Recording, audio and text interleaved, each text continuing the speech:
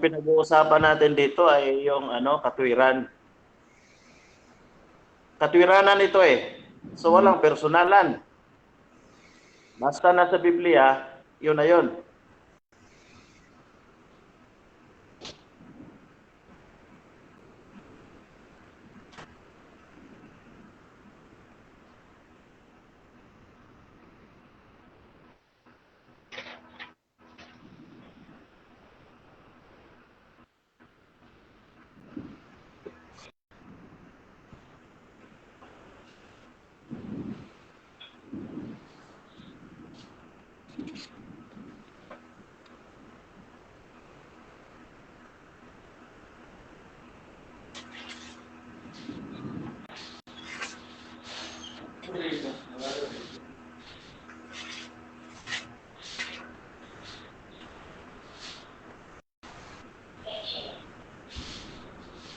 Nakadebate ko doon si Juan, kapatid na Johnson, si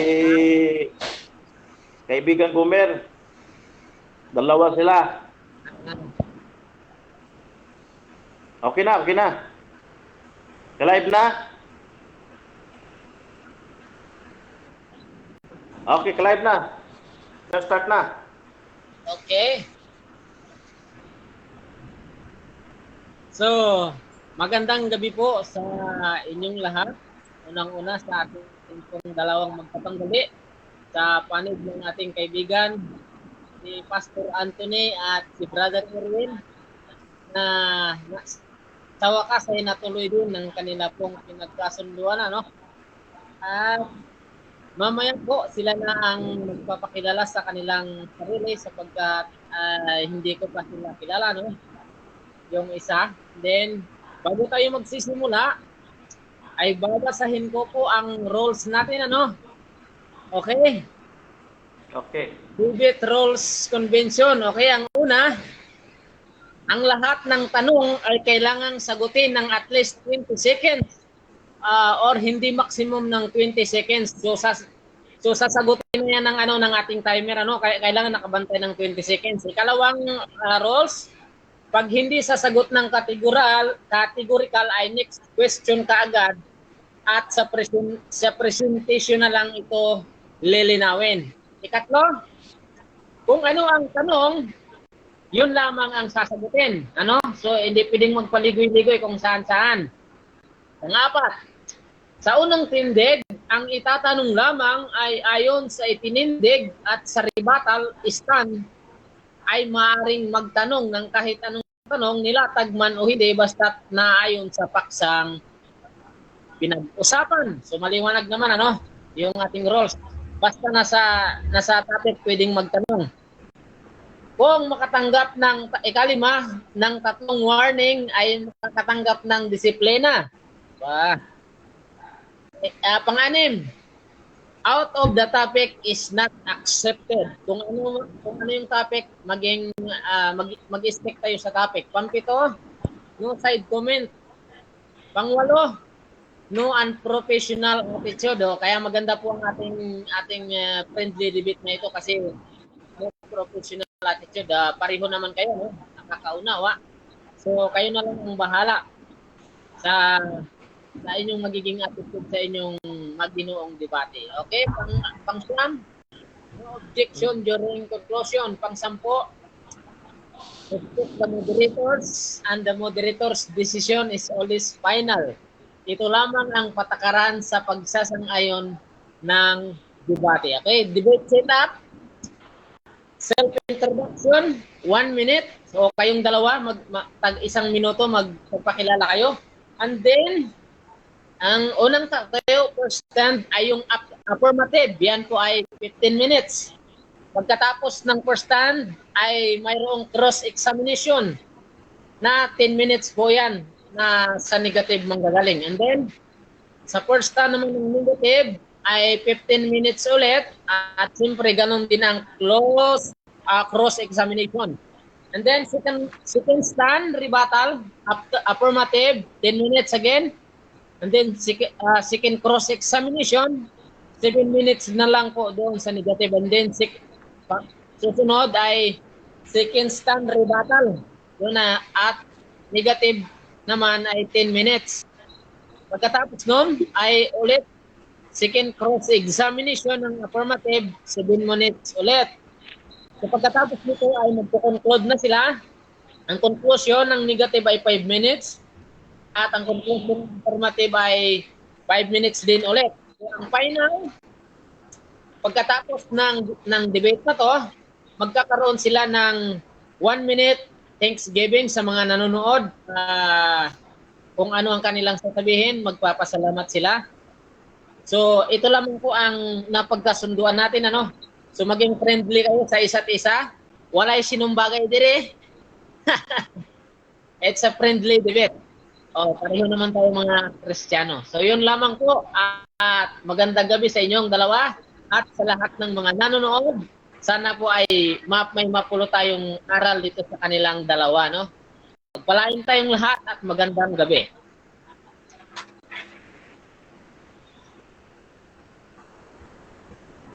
Okay. Ako na muna. Sige po. Sige. Okay, magandang gabi po sa inyo dyan sa Pilipinas at magandang hapon dito sa Kuwait. Okay, salamat po sa pagkakataong ito na matuloy po ang amin pong debate ni Mr. Erwin. Pasensya ka na, tawagin lang kitang Mr. kasi hindi naman tayo magkakapatid sa pananampalataya, no? Naunawaan naman ni sport naman yan si Mr. Erwin eh. Okay?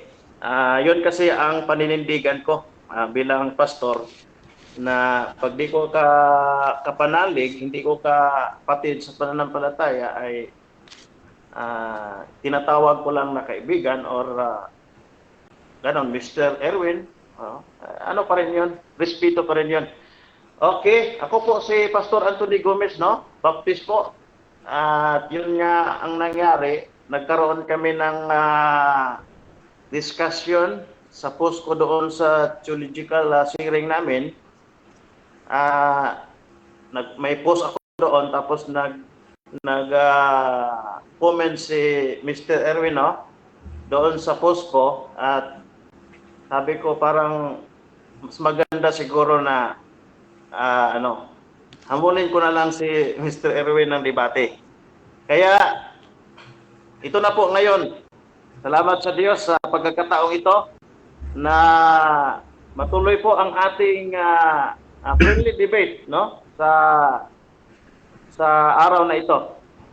At sa lahat ng nakatutok, sa lahat ng nandyan, nanonood, o sa mga makapanood pa. Okay? Magandang gabi po sa inyong lahat. At yan na po. Okay. So, ako na ba? Okay po. Magandang gabi mga kaibigan, mga kapatid. Lalong higit sa mga kaibigan nating mga Baptist. Magandang gabi po sa inyo. At magandang gabi din sa ating mga kaibigan at mga kapatid ng mga Seventh-day Adventist na nanonood ngayon. Mga kapatid ay pagpalain nawa tayo ng Panginoon. At ang akin lamang pong masasabi sa pag-aaral na ito o sa maginoong debate na ito ay nawa po ay maging open-minded lamang po tayo at upang atin pong makuha kung sino po ang nagsasalita ng katotohanan po sa aming dalawa.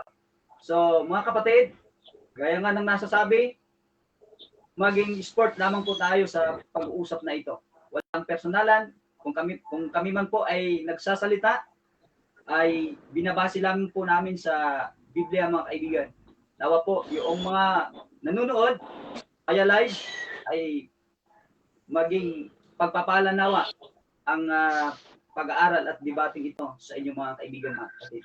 So muli po, sa panig ng Seventh-day Adventist, ako po ay bumabati po sa inyo ng magandang gabi at ay God bless po sa inyo. Okay. So ngayon ay ibibigay na natin ang pagkakataon sa first man ng affirmative. Yan po ay 15 minutes, no? At pagkatapos ay first cross examination ng negative 10 minutes po. Okay, we can start now. Okay na? Siguro po, Pastor, mag-lead po ng prayer bago po tayo magsimula. Pwede rin po. Okay po. Sige. So, ako na lang po mananalangin. Okay po. Sige. So, mga kaibigan, mananalangin po tayo bago po natin ito simulan. Tayo po ay manalangin. Makapangyarihang Diyos, kayo po ang nagmamayari ng nagpweklakas sa pagkakataon po ito. Kami ay humihingi ng patnubay ng pong banal na Espiritu na kung saan, Panginoon, ang dalawang ito ay aking ibinadalangin sa inyo na inyo po sana silang patnubayan ng banal na Espiritu sa paghahayag nila ng kanilang ng katotohanan sa gabing ito. At nawa ay mahayag sa amin, Panginoon, ang katotohanan na namin pong maririnig sa bawat isa sa kanila. Anuman po ang magiging resulta nito ay maaring sa inyong paningin lamang po kayo ang nakakaalam at sa pag-unawa po ng mga tao. Patnubayan niyo po silang dalawa, magkaroon ng friendly debate, walang attitude ng masama at mangibabaw ang pag-ibig sa kanilang dalawa. Hinihiling po namin ito, Panginoon, ang pamamatnubay sa inyong pangalan ni Jesus. Amen. Amen. Okay na? Ay na po. Okay, muli po ay isang mapagpalang gabi po sa atin pong lahat, no? Lalo na sa ating on the spot na moderator natin. Magandang gabi po at magandang gabi rin sa ating sa aking katunggali na si Mr. Erwin. Okay, babasahin ko po ang atin pong pag-uusapang topic. Ayon sa atin pong napag-usapan, sabi po dito sa atin pong topic na atin pong pag-usapan, babasahin ko muna. Ito ang patutunayan ko.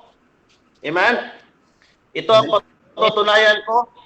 Patutunayan ko na ang karumal-dumal at marumi sa lumang tipan ay di na marumi at pwede nang kainin, no, sa bagong tipan. Kaya po yung okay lang ba sa iyo Mr. Revin? Walang Ayon sa Biblia po. Ayon sa Biblia po.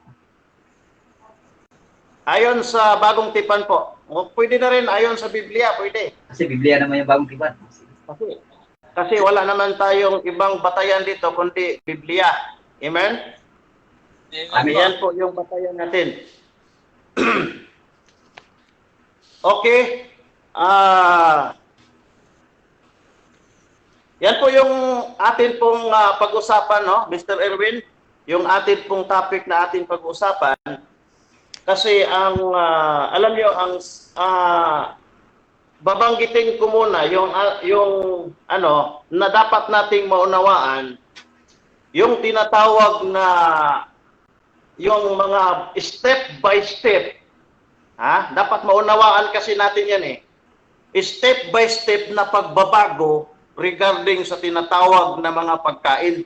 Kasi tinuturo ng Biblia yan Old and New Testament, no? Patutunayan ko po according to the Bible, na sa bagong tipan ay mayroon ng tinatawag na nangyayaring pagbabago. Pero babanggitin ko po ang small history na mention po, no, sa Genesis, at papunta tayo sa panahon ni Moses, galing kang Adan at Eva, panahon ni Noah, panahon ni Moses, hanggang sa panahon ni Kristo. Yan po yung natin, no? Diyan po papunta yung akin pong pagpapaliwanag na akin pong patutunayan na ayon sa Biblia ay mayroon pong pagbabagong nangyayari. Kasi sa Seventh-day Adventist, ang nangyari kasi na parang kumanta ng isang kanta na ang nota ay isa lang. Di ba napakasagwa nun? kung atin pong uunawain, napakasagwa po ng kanta na hanggang natapos ang kanta ay isang nota lang ang ginagamit. No? Di ba pag kumanta, ang daming nota niya, no? Ang daming nota na pinag-uusapan. Okay? Kaya po, dito po, step by step, no? Atin lang pong pag-usapan muna dito, una sa lahat, dito sa Genesis, di na natin babasahin yung mga talata, no? Alam naman ni Mr. Erwin yan, no? Ang about sa na ang pagkain na pinapakain ng Diyos nang hindi pa nagkasala si Adan at si Eva ay ang prutas at mga herbs, no? Alam ni Mr. Erwin yan, no? Hindi niya pwedeng tutulan yan, no? Kung nagbabasa tayo ng Genesis, alam ni ng aking katunggalian, no? Na doon po sa Genesis, ang pinapakain ng Diyos ay yung tinatawag na, binigay din ang mga hayop, ipinagkatiwala kang Adan ang mga hayop, no? Upang kanyang alagaan. Maliwanag po yan. Kung basahin po natin yung Genesis chapter 1 verse 27 to 28 hanggang 30, no? At dito ngayon, sa panahon naman ni Noah, sabi sa Genesis 9:3, na maliwanag po na lahat ng gumagalaw ay iyong makakain. Gaya ng mga sariwang halaman, at binanggit din dyan, mga kaibigan, no? Mga kapatid sa pananampalataya, ang mga hayop na ibinigay din para magiging pagkain. Kasi ang sabi ng Diyos, maliwanag po yan, ang sabi ng Diyos, lahat ng gumagalaw ay iyong makakain. Kaya ang panahon po ni Noah, yan po yung panahon kang Kristo na bumalik. Uunawain po natin yan. Napakahalaga po na atin po maunawaan yan. No, lahat ng gumagalaw, siguro makita natin, mga kaibigan, no? Makita natin na lahat ng gumagalaw, no? Kung pansinin natin, gumagalaw din ang baboy. Kasi sa Leviticus at chapter 11, binanggit lahat dyan yung tinatawag na malinis na pagkain at hindi malinis na pagkain. Yung inalaw ng Diyos, no, sa panahon ng Israel. Makita natin dyan, isa na nga binanggit dyan ang baboy. Pero sino ang inutusan? Kailangan po atin po uunawain ang banal na kasulatan, kung sino po ang inuutusan, kung sino po ang binigyan ng utos, kung sino po ang sinasabihan. Maliwanag po sa verse 1 pa lang na sinabihan ang Israel. So wala pang hintil dyan. No? Ang Israel po ang sinabihan na pinagbabawalan ng pagkain ng baboy na marumi. Kasi karumal-dumal yan at marumi, yung daga, do isa dyan. Hindi ko na isa-isahin. Kahit baboy lang ang aking ibigay na halimbawa, makita natin, mga kaibigan, from Genesis, no, from Adam and Eve, gulay ang kanilang kinakain. Sa panahon ni Noah, sabi ng Diyos kang Noah, after the flood, makita natin na inutusan si Noah, lahat ng gumagalaw na buhay ay iyong makakain. Ibinigay yan kang the same nang sinabihan si Adan na ipinagkatiwala, magdominion siya sa mga hayop, ganon din ang ginawa after the flood na sinabihan si Noah na lahat ng gumagalaw, lahat ng sariwang pananim ay iyong makakain. Kung atin pong mapapansin, mga kaibigan, mga kapatid sa pananampalataya, may mga may mga lahi po sa ating panahon. Like for example, doon sa China, kumakain sila ng mga exotic food. Siniserve na yan ngayon. Special food na ngayon yung tinatawag na mga exotic food. Mga bawal sa Old Testament, ngayon naging pagkain na. No? Makita natin mga kaibigan na kahit nung unang panahon, kahit si Adan, kahit si Noah, kakain siya ng butike, wala tayong magawa kung gusto niyang kumain.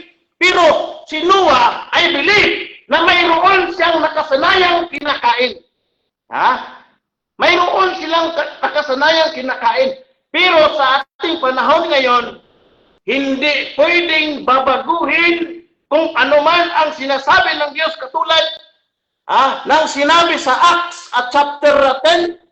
No? Makita natin dyan na pinakita kang Pedro.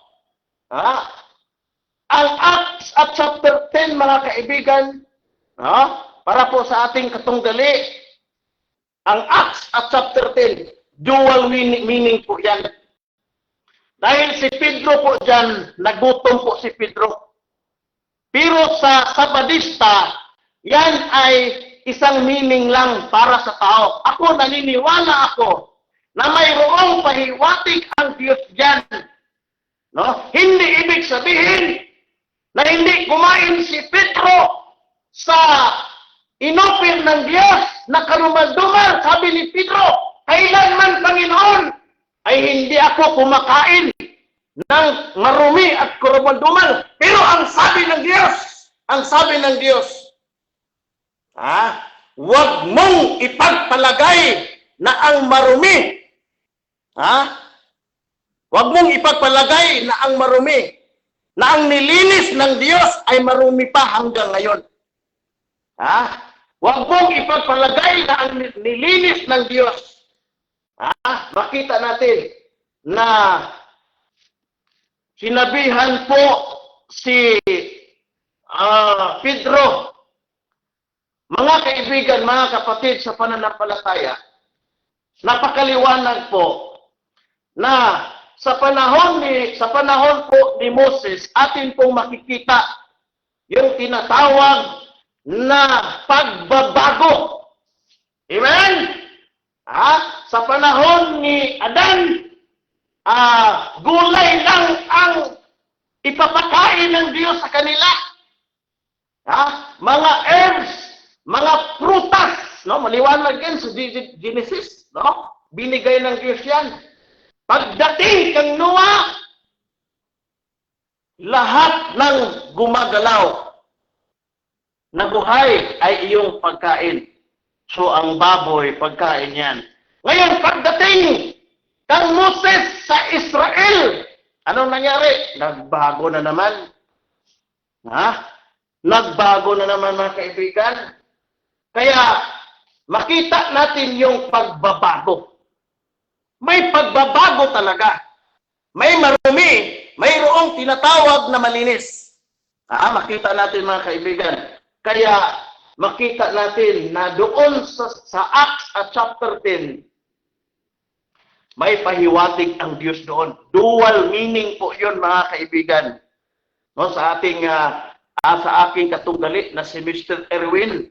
Mr. Erwin, yung sinabi po sa Acts chapter 10, 15 to 17 o hanggang sa katapusan yan, makikita natin yan. In-explain yan. Ako naniniwala ako na yung isa sa meaning sa pangitain ni Pedro na ipiniliwanag ng Espiritu ay makita natin na tao. At nagpapahiwatig din dyan dahil nagutom si Pedro, ipinapahiwatig din ng talata na si Pedro, no, pinakitaan ng mga maruming hayop. At sabi lang ni Pedro, Panginoon, kahit kailanman ay hindi ako kumakain ng marumi. Pero sabi ng Diyos, huwag mong ipagpalagay na ang nilinis ng Diyos ay marumi. No? Kaya mag-harmonize po yan, mga kaibigan, na sabi po sa Hebrews at chapter 9, verse 10 na palibhasay palatuntunan lamang na ukol sa laman naiatang hanggang sa panahon ng pagbabago. Tandaan po natin mga kaibigan, mga kapatid sa pananampalataya na mayroon pong pagbabagong nangyayari. No? Kaya pag ang sabalista magsabi na walang pagbabago, mali po yun mga kaibigan. Kasi sabi ng Biblia kaya ang sabi dyan, nabanggit dyan yung tinatawag na palibhasay palatuntunan lamang na ukol sa laman na iatang hanggang sa panahon ng pagbabago, ang pag-inom, pagkain, no? At sari-saring paglilinis, kasali na po ang baboy dyan. Amen? Kasali na po ang baboy na nilinis ng Diyos. Sa bagong tipan. Kaya yan yung tindig ko Yan yung tindig ko na patutunayan ko na ayon sa Biblia na ang marumi noon, ang karubanduman noon, sa bagong tipan ay nilinis ng Diyos. Kaya ang sabi po dito sa Mark chapter 7, babasahin ko po ang salita ng Diyos. Magha-harmonize po yan kaibigan. Nang sinabi ng Diyos kang Pedro na ang wag mong ipagpapalagay na ang nilinis ng Diyos ay marumi pa. Ang sabi po dito mga kaibigan, no? Sabi dito sa 19, sa Mark chapter 19, ang sabi po dito, sapagkat hindi pumapasok sa kanyang puso, kundi sa kanyang tiyan, lumalabas sa dakong danan ng dumi. Sa salitang ito'y nilinis niya ang mga, nilinis niya ang lahat ng pagkain. Kaya mag-harmonize po yan doon sa Hebrews at chapter 9 verse 10. At dito sa Mark chapter 7 verse 19, makikita po natin na mag-harmonize po yan mga kaibigan. Time na po. Time na. Moderator, Okay. paki-unmute ng inyong ng inyong mic. Okay na po.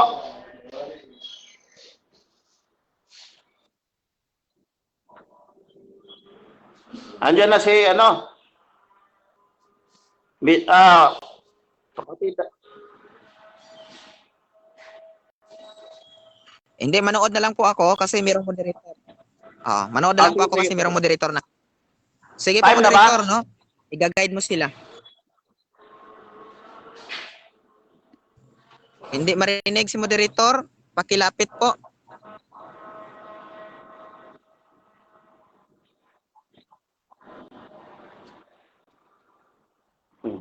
Opo.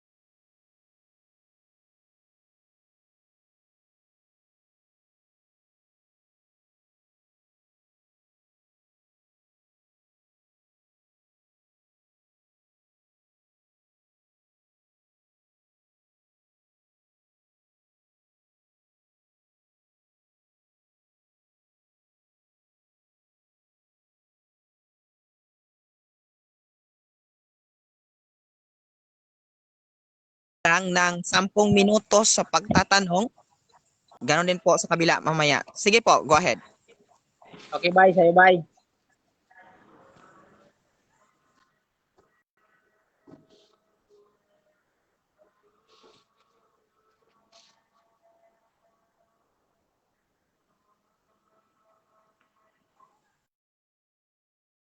Okay po. Nakaset na po ba yung time? Opo. Okay po, yung aking unang tanong. Yes po, go ahead. Sige po. Pastor, yung aking tanong po ay ginamit nyo ang Genesis 9, 2 and 3 para sabihin na lahat ng gumagalaw ay pwede nang kainin.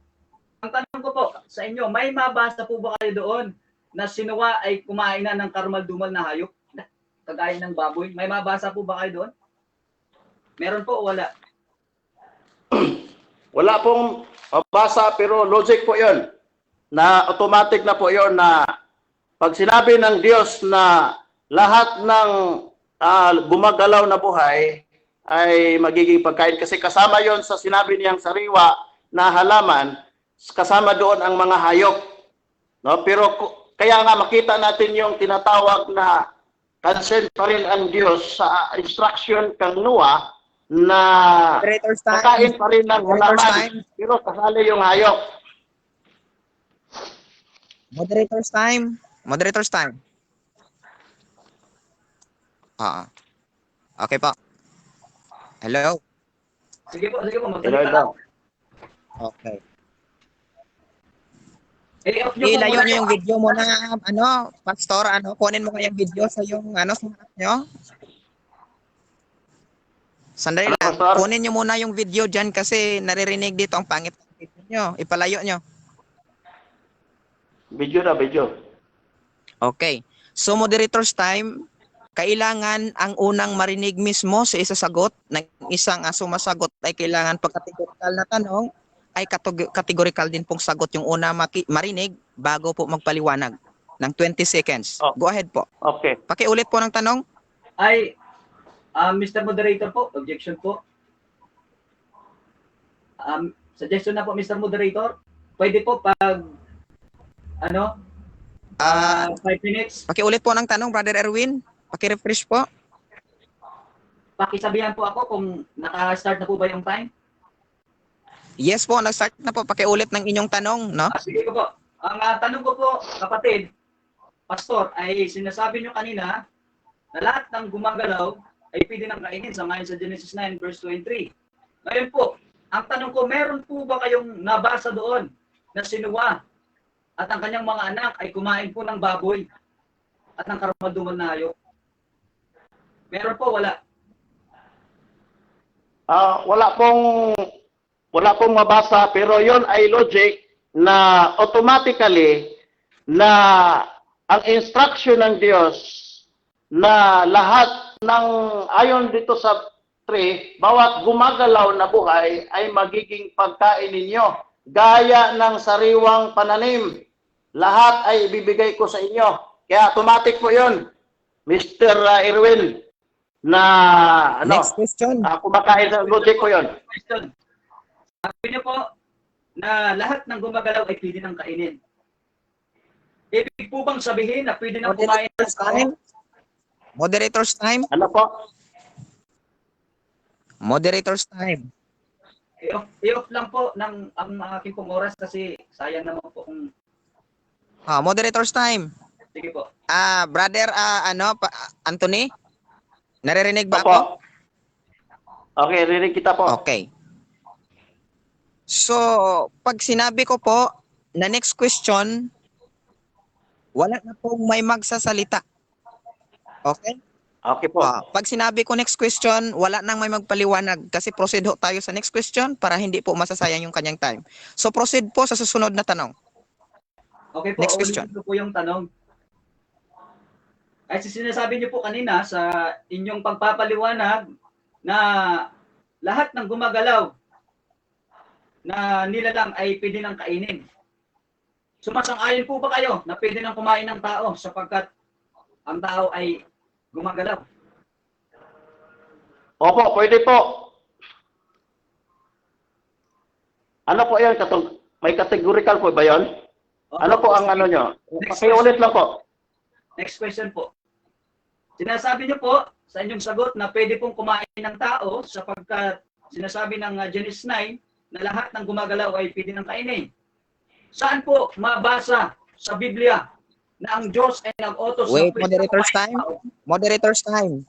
Moderator's time. Okay. Brother Erwin, no? Bis po sa aking napakinggan, pinapaulit niya po yung kanyang tanong, yung tanong mo pinapaulit niya kasi Mr. Moderator, hindi pa ay po siya sumagot hindi niya sa pa tanong ko. na-consume yung 22 seconds o 20 seconds niya eh. Opo. Mr. Moderator, sumagot na po siya sa tanong ko. Kaya nga po, sinasabi niya kanina na pwede nang kumain ng tao sangayon sa kanyang sinabi, sangayon sa kanyang pag-asang-ayon. Bao po ang narinig ko, Mr. Moderator. Bao, hindi po tao. Narinig ko po. Narinig ko. Sandali lang po. Kahit po sa signal ko, nagka-problema. Wait lang, babalik ako, no, agad. Bao ang, Lalabas muna ako hindi kasi tao ko ang narinig. narinig ko. Bao. Pakiliwanag lang. Okay, sandali lang po. Sandali lang, babalik ako. Okay. So, miscommunication, no? Hindi po mag-ano. Sige, wait lang ha. Hindi po, hindi naman po miscommunication sapagkat maliwanag po yung aking sinabi kanina na ang aking tanong, since sinabi ng Genesis 9, 2 and 3 na lahat ng gumagalaw ay pwede nang kainin. Ngayon, ang tanong ko, kapatid, pastor, ay sumasang-ayon ka ba na pwede nang kumain ng tao sapagkat gumagalaw ang tao ito? Ayan. Hindi. Ay, hindi po, hindi. May maliwanag na, hindi po. Kasi ang intindi doon na sinasabi ni Noah, na instruction kang Noah ng Diyos, intended para sa halaman, para sa mga hayop. Bakit mo isasali yung tao? Okay, next question po. Sang-ayon sa inyong sinabi na lahat ng gumagalaw, sinali nyo na po ang baboy kahit wala doon eh. Kaya ang tanong ko po, since lahat ng gumagalaw ay pwede nang kainin, since lahat ng gumagalaw ay pwede nang kainin, sumasang-ayon po ba kayo na pwede nang kumain ng tao? Since ang tao naman ay gumagalaw. Sumasang-ayon po kayo? Opo, sandali lang. Hindi po Sandali lang ako po, moderators ngayon time. kasi Moderators time. Okay. Hindi pa po ako nakabalik. Nag-start na kayo. Okay, so antayin po muna natin kasi miscommunication nga. Yung pakinig po kanina ni Pastor Anthony, hindi tao kundi bao. So ang sinabi mo naman ay tao. So ngayon liliwanagin natin, no? Pinapaulit ko po yung tanong, Brother Liwanag lang. Erwin. No, okay, so pakiulit po ng tanong, dito na po ako. Go ahead. Okay po, naulit na po namin Mr. Moderator at paliwanag po, next question na lang. Okay, next question. Okay, Sinasabi next question. niyo po, ginamit nyo ang gawa 10 para palabasin na nilinis na ng Diyos ang lahat ng mga karumaldumal na hayop na kanyang ipinagbawal doon sa Old Testament. Ang tanong ko po, sino ang naglinis? According sa Bible po, nilinis po sa pamagitan ng salita according to Mark chapter 7. Mark chapter 7 verse 19. Mr. Okay, Moderator, babasahin ko po. Mr. Moderator, objection po. Yes. Ang akin pong tanong ay nasa gawa 10, wala po sa 1 Timothy, ano po? Kaya sa ayon sa ating rules, na out of topic is not accepted. Kaya nga po, kung ano Okay. yung tanong, Opo, sandali lang po. okay. Moderator's time, no? Hindi po ako bias. Ako based po sa ating rules, mga kapatid. Kung anong, hindi naman nakakategorize yung tanong mo, dapat in-categorize po ng yes or no, dapat sasagot siya doon, no? Iwan ko agree itong kapatid mo dito. Oo po. Dapat Okay po. Ulitin ko po ang tanong, kapatid. Sinabi mo, sandali lang po. ginamit mo ang gawa 10 para Sandali patunayan. lang po, Brother Erwin. Brother Erwin, nakatigil po yung time, no? Sige po. Kailangan po muna, kung gusto nyo pa sagutin po ng direct, kailangan i-categorize po. Ngayon, yung tanong mo hindi po categorize, so sumagot siya, narinig po natin. So, hayaan natin siya na kung anong isagot niya, ay tatanggapin po natin yan. Pero kung nakakategorize at lumabag siya doon, kailangan niya makatanggap po ng parusa. Yan po. Okay po, pakiulit ng inyong tanong. Sige po. Paki-categorize po kung Salamat, gusto Moderator. Salamat po. aminin po. Ang tanong ko po, kapatid, ay nasa gawa 10. Ito po yung ginamit nyo, Pastor, kanina. Sinabi nyo na pinatunayan nyo sa abis sa inyong pagliliwanag na nilinis na, ang karumalduman na hayop ng Diyos. Nilinis na niya ang karumalduman na hayop. Ngayon ang tanong, doon po ba sa talata, sa sinabi nyo na sa gawa 10, sino po ang naglinis po doon? Sino po ang naglinis? Walang categorical to ha. Ang naglinis po, ang Diyos. Okay. Next question po. Ang Diyos, ang naglinis. Okay. Sandali lang po. Salamat po. Sandali lang po.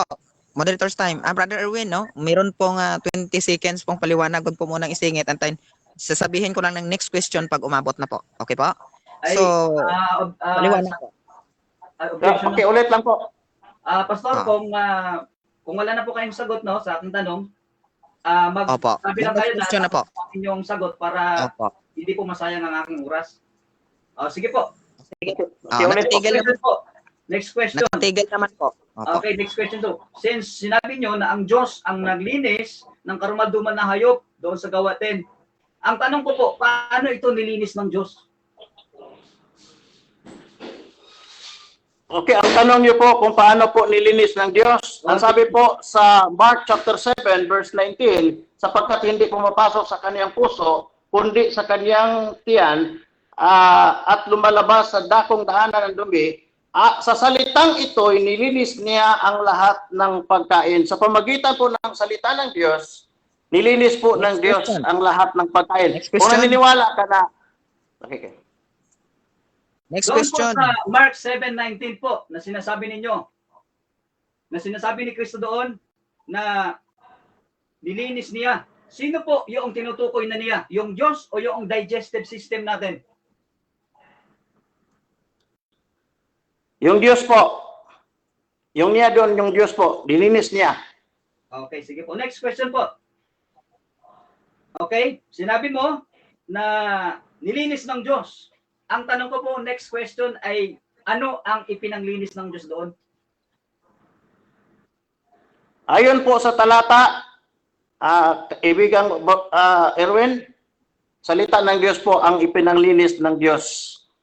Sa pamagitan ng kanyang salita, ay nang sinabi niya, wag mong ipagpalagay ang nilinis ng Diyos ay marumi, yun yung salita ng Diyos, ang kanyang ipinanglinis. Next question. Okay. Sige, next question po. Doon po sa Gawa 10, sa inyong ginamit na talata, na sinabi niyo nilinis na ng Diyos ni Kristo ang mga karumaldumal na hayop. Ang tanong ko po, doon sa talatang iyon, yun po ba ay symbolikal o literal na sinabi ng Diyos? Ano po? Okay, ano po? Maingay kasi dito. Okay, ulit po. Okay. Ulitin ko po yung tanong, kapatid, pastor. Sinabi nyo kasi sa Gawa 10 na nilinis na ng Diyos. Doon po ba sa conversation na yon? Yun po ba ay literal or symbolical? Literal po. Kasi nagutom si Pedro, may pahiwatig po ang Diyos doon na about sa karumaldumal na mga hayop na ipinapakain ng Diyos. Kaya literal po yun. Dual meaning po kasi yun eh. Okay, sinasabi nyo po na yun ay literal. Paano ko may mabasa po Moderator's ako? time. Moderator's time. Okay. Pastor Anthony, no, ang ating napakinggan as moderator, bali categorical pong tanong, therefore kailangan manggaling muna tulad ng aking hinahanap kanina ang categorical na sagot bago po magpaliwanag, no? Ang tanong Okay, niya, Mr. categorical Moderator. ba 'yon o symbolical? Mamili lang Hindi po kayo. po. Literal ba o ano? Symbolical po. Moderator, Sinagot ko po pwede siya pong ng literal. Mr. Moderator, sinisira niyo po yung aking oras ay aking time na. Kasi kanina po, Ah, maliwanag Brother po yung Erwin. aking sagot. Ano po? Brother Erwin, granted Parang po ano? ang inyong objection. No, ako muna po, no? Granted po ang bawat objection po ninyo. Ngunit pag po ako ang mamagitan sa inyo, nakatigil po ang inyong time, kaya wala pong oras na may masasayang. Okay po ba? Alam ko po yung ginagawa ko as moderator, mga kapatid. No, okay. Sige So, po, next question. Next question, question. ito po. Sinabi mo kapatid na literal yung sinabi ng Diyos na yon. Yung senaryo na yon ng Gawa 10. Paano kung may mabasa ako kapatid na yon ay hindi literal kundi simbolikal? Aaminin mong nagkakamali ka ng iyong pagkaunawa sa talata. Ay, hindi ko aminin kasi may pahiwatig ang Diyos doon na ayon ay related sa pagkagutom ni Pedro, ang pahiwatig ng Diyos doon. Kaya ako niwala na Ano, hindi ko aminin yan. Objection po. Mr. Moderator, objection. Yes, Categorical granted lang po. ang sagot. Kategorika lang po. Kasi ang tanong ko, sinabi niya kanina na literal yun. Ang tanong ko, paano kung may mabasa ako na yun ay symbolikal? Sasang-ayunan mo ba na ikaw ay nagkakamali ng pagkaunawa sa talata? Sasang-ayunan mo o hindi? Okay, nakuha ko po, Brother Erwin. Ano, kundi po Sumagot narinig ako ko po. ng hindi ko sasang-ayunan kanina. Sandali lang, Pastor Anthony. Pakinggan niyo muna ako, no? Narinig ko po ang Okay sagot po. niya based sa categorical, hindi niya po aaminin. So granted din po ang kanyang sagot. So ang desisyon po natin dito, aaminin man at sa hindi, basta sumagot sa categorical, proceed tayo sa next question based sa ating Next roles. question po. Next question. Doon po sa gawa 10 uli. Nung nagutom si Pedro at siya ay nawala ng malay at siya ay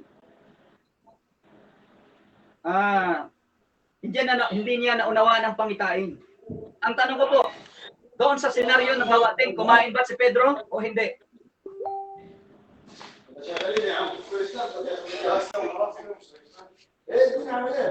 Hindi po kumain.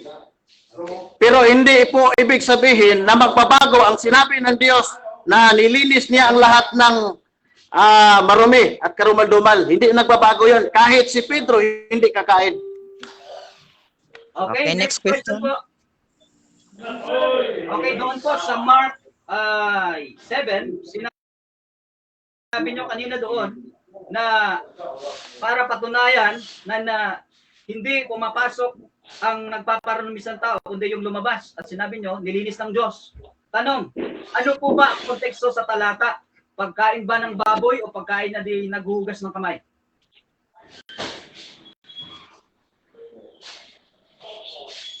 Pagkain po ang binanggit doon. Ang konteksto po doon, pagkain.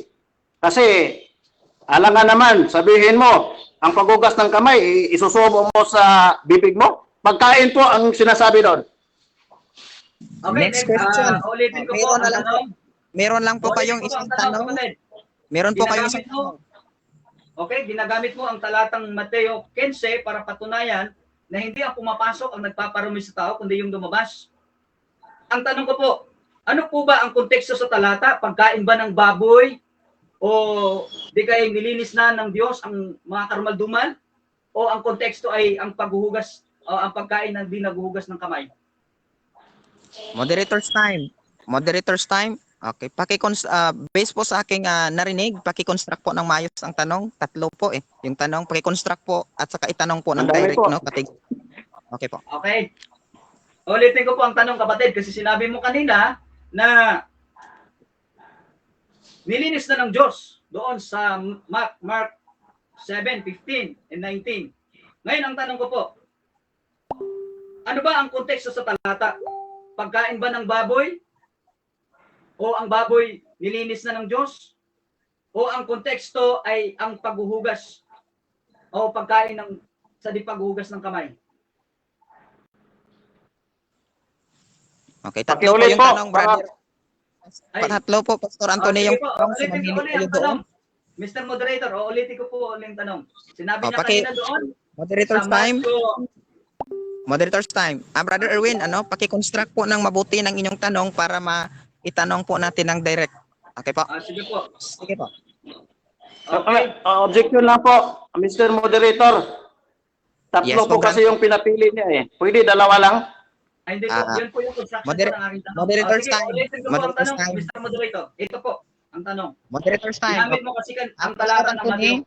ang Marko Brother Erwin. 7. Makinig po muna kayo, no? Pag sinabi pong categorical, aber 10 man yan o tatlo, basta nakakategorical po, mamili lang po kayo doon sa choices na yon, no? Okay. Kahit 10 po yan, mamili ho kayo ng-isa doon, ng inyong isasagot Mr. bago po Moderator, magpaliwanag turuan ng kung ano 20 po yung seconds. aking tanong kasi ang aking tanong Okay, naman okay. ay malinaw. Sige. Kaya po, common sense lang pong gamitin natin.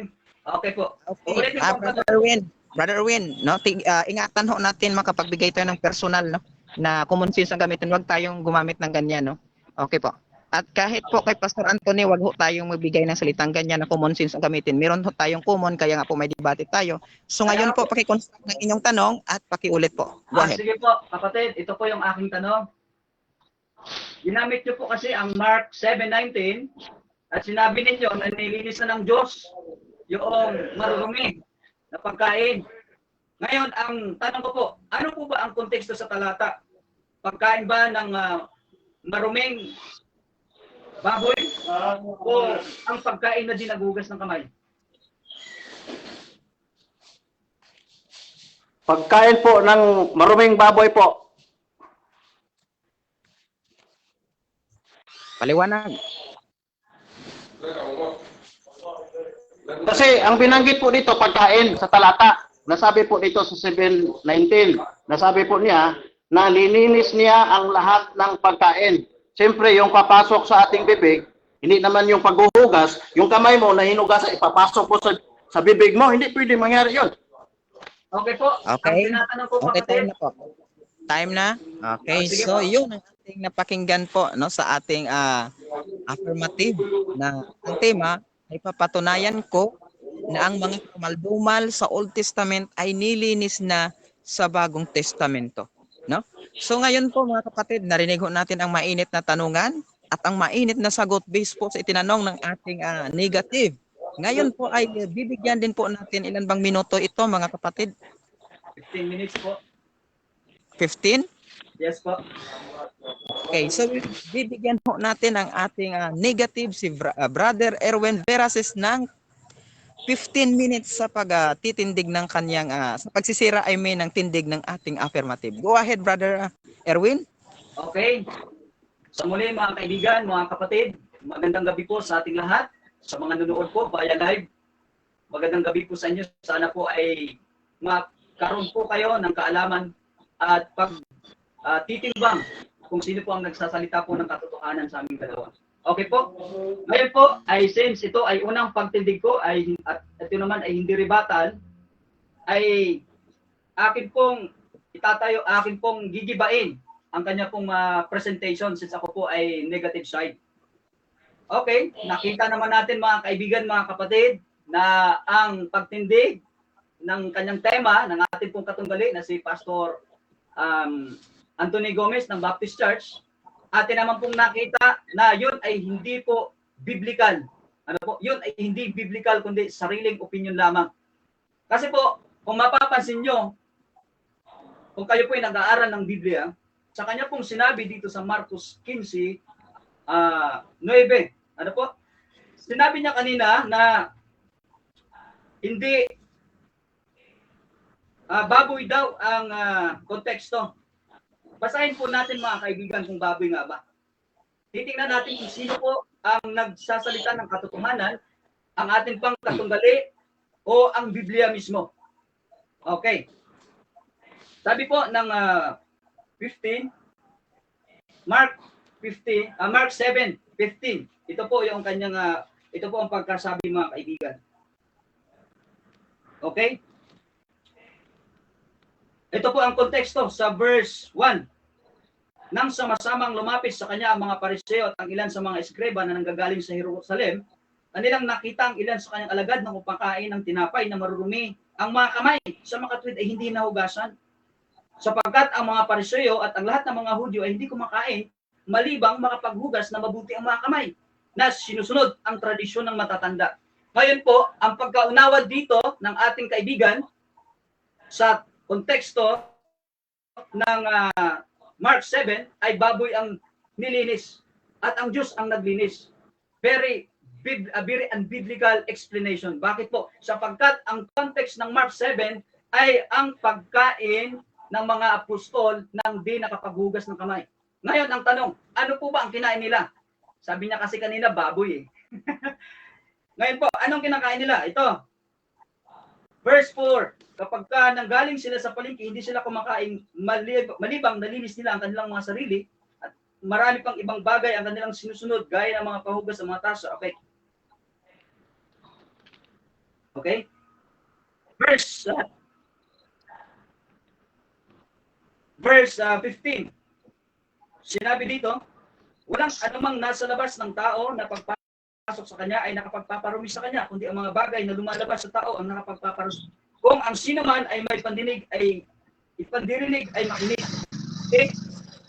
Ang context, ulitin ko po, ay hindi po pagkain ng baboy, kundi pagkain po ng tinapay na hindi nakapaghugas ng kamay. That is parallel with Matthew 15:1-5. Ngayon po, since ito ay hindi rebuttal, ngayon itatayo ko po, magtitindig ako ng aking pong negative side para po sa kanyang tema. Okay? Sinabi niya po kanina na patutunayan niya na ang mga karumal-dumal na pagkain sa Old Testament ay nilinis na ng Diyos.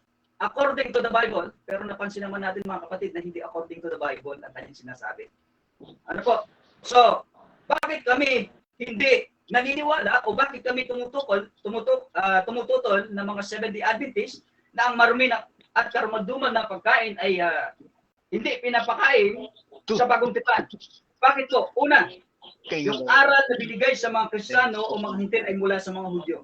Basahin po ninyo ang Biblia sa Roma 3:1-2. Ito po ang pagkasabi. Ano nga ang kalamangan ng Hudyo o ano ang pakinabang sa pagtutuli? Napakarami. Una sa lahat, ipinagkatiwala sa kanila ang mga aral ng Diyos. Mga kapatid, alam natin sa talatang ito na ang tunay na aral ng Diyos ay ibinigay sa Israel. Note, take note po, makikita natin na galing sa mga Hudyo ang tunay na aral ng Diyos. Ang ating Kristo, Panginoon natin, ay Hudyo, si Pablo ay Hudyo, si Pedro ay Hudyo, lahat ng mga apostoles ay Hudyo at hindi sila kailanman nagtuturo na ipinapakain o nilinis ng karumal-dumal at maruming hayop sa Old Testament. Kapatid, ito ang ko sa iyo. Bigyan mo ako at basahan mo ako mula sa Biblia na merong Hudyo at mga unang Kristiyanong kumain ng karumal-dumal. Basahin mo ako niyan. Mamaya. Okay. Napakalinaw, mga kaibigan, na ang Diyos ay nagbabawal at nag-uutos na bawal kainin yung marumi at karumal-dumal na hayop sang-ayon sa Leviticus chapter 11, Deuteronomy chapter 14. Lahat po nandyan ang requirements ng Diyos patungkol sa pangkalusugan na batas para sa kanyang bayan. Ngayon po, Gawa 7:38, sabi doon, ito yung naroon sa iglesia sa ilang, nakasama ng anghel na nagsalita sa kanya sa bundok ng Sinai, nakasama ng ating mga ninuno. Tumanggap siya ng mga buhay na aral upang ibigay sa atin. Hindi ko po alam kapatid kung ating itong katunggali ay nakatanggap din ng buhay na aral. Hindi ko po alam kung sila po ay nakatanggap ng buhay na aral galing kay Kristo. Kaya nga po, sinabi dito na yung tunay na aral na inadapt natin mga Kristiyano ay nanggagaling po sa Israel. Okay. Ang gawa, sabi ng okay? Sa panahon po na ito ng isulat ni Lucas, ang gawa, mga kapatid, ito'y panahon na ng mga Kristiyano. Baka sabihin ng ating kapatid na katunggali na yan ay para lamang sa mga Hudyo. Ito po'y panahon na ng mga Kristiyano. Udos 1:4, anong sabi? Ako'y lubos na nagagalak na aking natagpuan ng ilan sa inyo mga anak na lumalakad sa katotohanan ayon sa utos na aking tinanggap mula sa Ama. Mga kaibigan, mga kapatid, ang tunay na bayan ng Diyos, merong itinuturo ng pagkakaiba ng malinis sa marumi. Ewan ko lang po itong ating mga Baptist na mga kaibigan, kung sila ba'y nagtuturo ng pagkakaiba ng malinis at marumi. Basahin po natin mga kapatid ang Ezekiel 24:23. Kanilang ituturo sa aking bayan ang pagkakaiba ng banal at karaniwan at ituturo sa kanila kung paano bibigyan ng pagkakaiba ang marumi at malinis. See, ang tunay na bayan ng Diyos ay nagtuturo ng pagkakaiba at ng malinis at ng marumi. Ngayon, saan ba natin makikita ang aral ng pagkakaiba ng malinis at marumi? Okay, sigurado po mismo sa Biblia, sa buong Biblia. Okay, 1 Peter 15:16, yamang banal ang sa inyo'y tumawag, maging banal naman kayo sa lahat ng paraan ng pamumuhay, sapagkat nasusulat, kayo'y maging banal sapagkat ako'y banal. Ito'y kinote ni Apostle Pedro, kaibigan, doon sa Leviticus 11:44 na sinasabi doon, sapagkat ako ang Panginoon mong Diyos, kaya makabalinalin ninyo ang inyong mga sarili at kayo maging banal, sapagkat ako ay banal. Huwag niyong durimisan ang inyong mga sarili sa pamamagitan ng anumang umuusad sa ibabaw ng lupa. See? Makikita natin doon, kapatid, makikita natin doon na yung aral na dinala ng mga apostol ay yung aral na nasa Biblia sa Old Testament. Meron na lang kayong 3 minutes. Meron na lang po kayong 3 minutes. Wala pong, ang kanila pong Biblia ang ginagamit, ang kanilang scripture na ginagamit ay ang lumang tipan. Okay. Tayo yung mga hintil. Baka hindi ito alam ni brother ng ating katunggali na tayo hintil na sinanib doon sa tunay na bayan ng Diyos na may aral ng bawal ng pagkain ng marumi at karumaldumal na hayop. Read Romans chapter 11 verse 17 to 19. Kung ang ilang sanga ay nabali at ikaw na isang ulibong ligaw ay isinanib sa kanila at ikaw ay naging kabahagi nila sa ugat ng katabaan ng punong ulibo, huwag kang magmalaki sa sanga.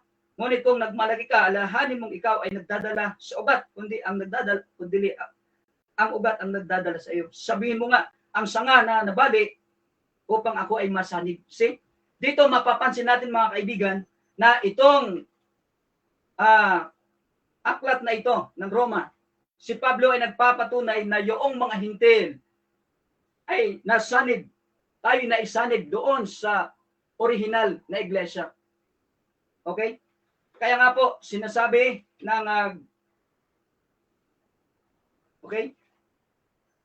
sinasabi dito na tayo ay naisanib doon.